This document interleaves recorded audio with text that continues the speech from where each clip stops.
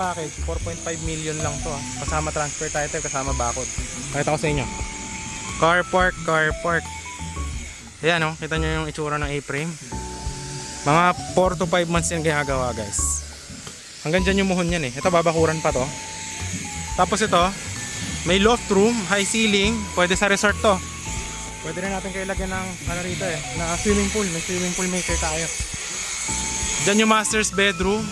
Meron pang room dun sa taas for balcony. Ayan. Tapos ito, yung mga panel na gamit natin, sandwich panel. Ayan o. 0.5 kasama na yung insulation. Kasama yung insulation dun sa bubong. Dito yung septic tank. Ayan, ito yung mga bubong na gamit natin guys sa A-frame house. Ayan. So pakita ko sa inyo.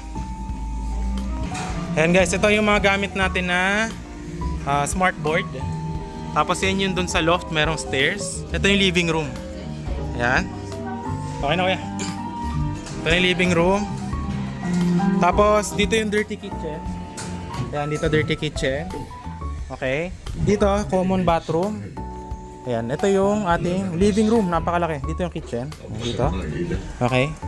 Tapos, andito meron pa isa rito bedroom. Ayan, may isa pang bedroom dito. Tapos ito yung master's bedroom.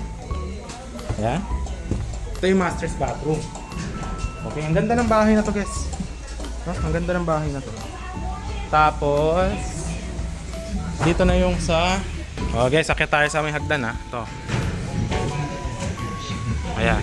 Ganyan yung itsura sa taas. May isa pa dyang CR. Tapos ito yung loft ng ating A-frame. Tapos ito yung living room. Pakaganda.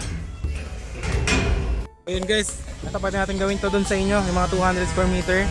Pagka mga ganitong bahay guys, 4.5 million na to. Pag yung ganito lang, 50 square meter lang yung house na ganyan ito eh, ganito. Yan. Yan, bungalow na ganyan guys. Pwede natin gawin yan sa inyo. Sa 150 square meter, 3 million packet kasama lote. Pag yung 3.5 million, 200 square meter na siya.